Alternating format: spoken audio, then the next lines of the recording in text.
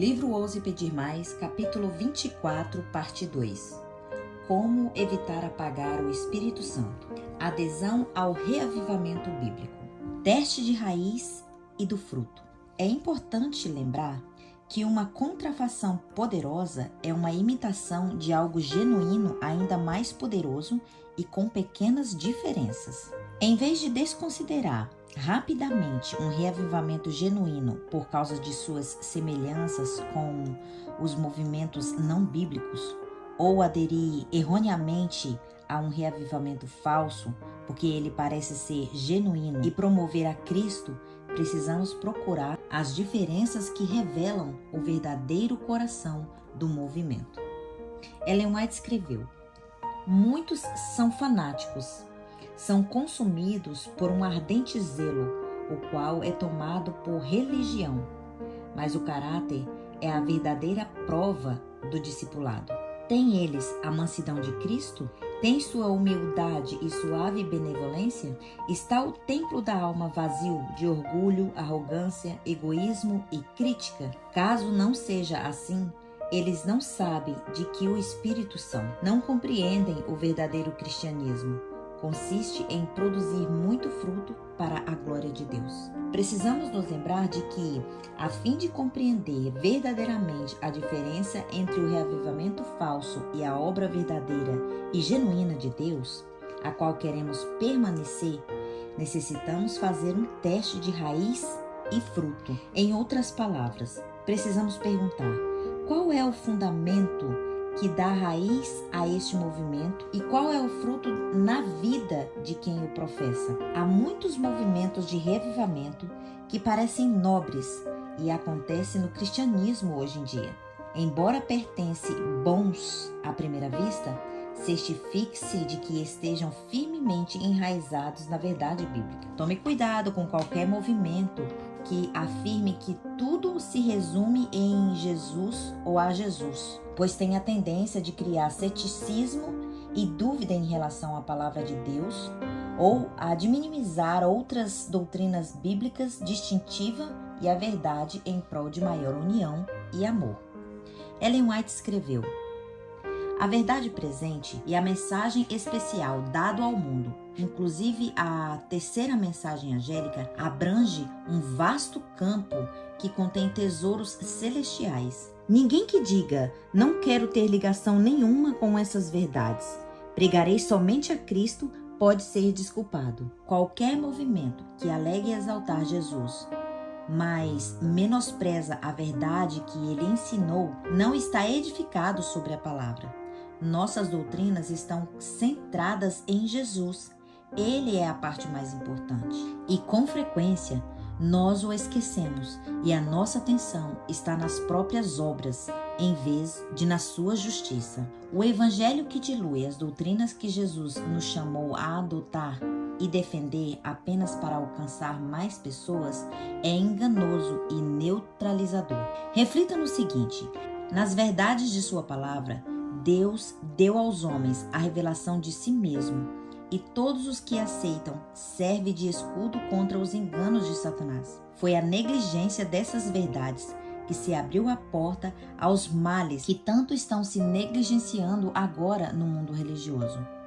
Tem-se perdido de vista, em grande parte, a natureza e a importância da lei de Deus. Uma concepção errônea do caráter e vigência da lei divina tem ocasionado erros quanto à conversão e à santificação, resultado em baixar na igreja a norma da piedade.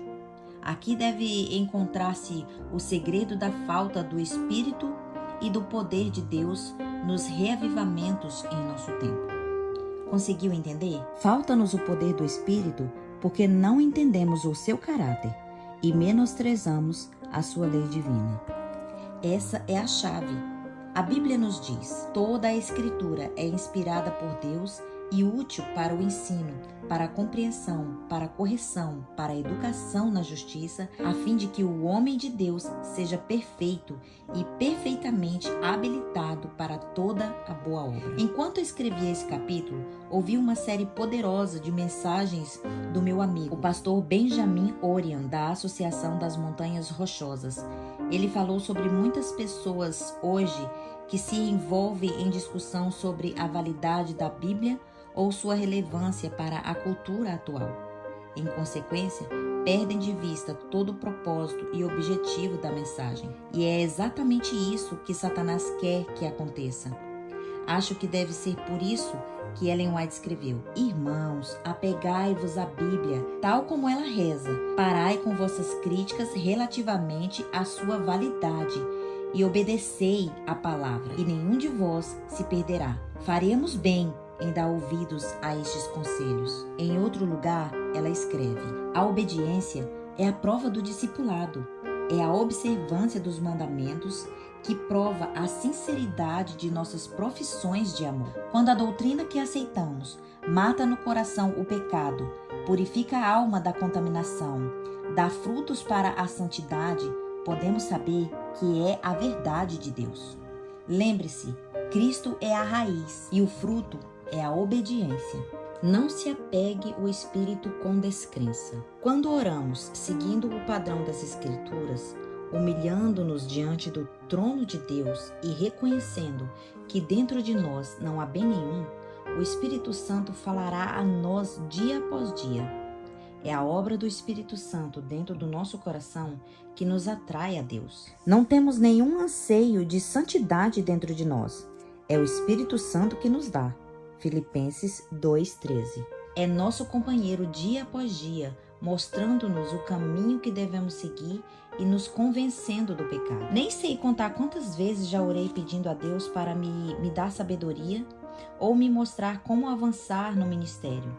Então, enquanto eu reflito em sua palavra, devagar alguns pensamentos e ideias na qual nunca havia pensado antes surgem em minha mente. Era exatamente a sabedoria ou orientação de que eu precisava. Nessas ocasiões, eu soube, sem sombra de dúvida, de que Deus estava falando a mim por meio do Espírito Santo. E seu Espírito continua a falar comigo dia após dia, enquanto continuo a entregar o coração e a vida a Ele. Embora invisível, a presença do Espírito Santo sempre se fez sentir no coração dos cristãos verdadeiros.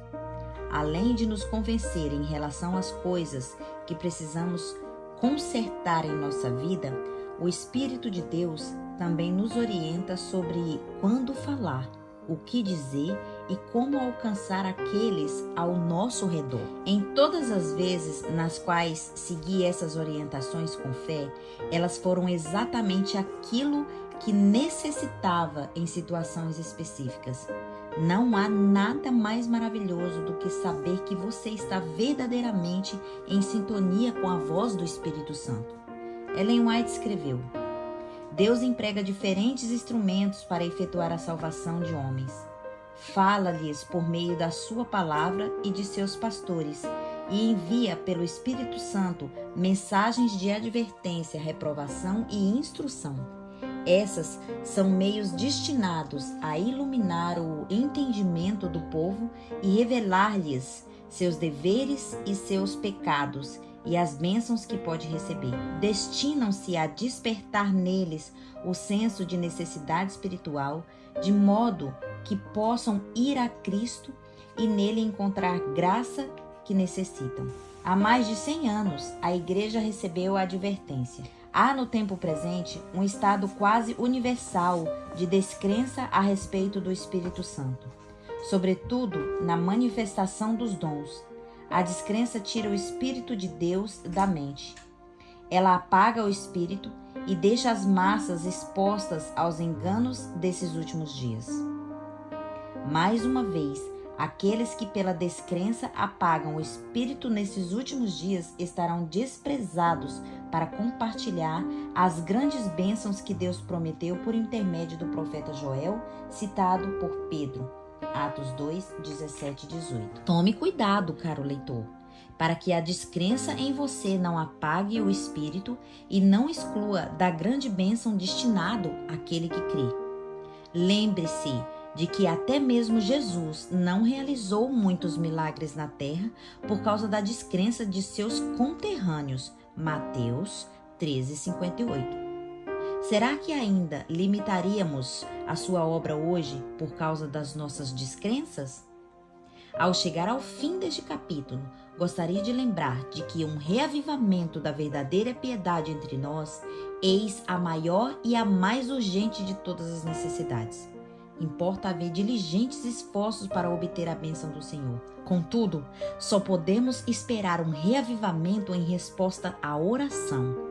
Somente aqueles que andam pela fé e se fundamentam nas promessas da palavra de Deus, recusando-se a ir embora sem a bênção, só aqueles que estão suplicando por mais e mais do Espírito Santo realmente receberão a plenitude daquilo que Deus anseia dar. Ver Efésios 3:14-19. E você, querido amigo, está disposto a se apegar e não soltar até receber a bênção de Deus? Eu desafio a examinar cada dia mais as Escrituras e provar todas as coisas e depois saber que está firmemente enraizado sobre a rocha sólida. Agarre-se com tenacidade de quem não larga mão. Continue a pedir mais para Deus. Anseie em fazer muito mais na sua vida e no seu ministério. Você acha que você já fez de tudo? Pois Deus tem muito e infinitamente além. Creio que ainda estamos por descobrir o potencial completo desse dom divino e extraordinário chamado oração.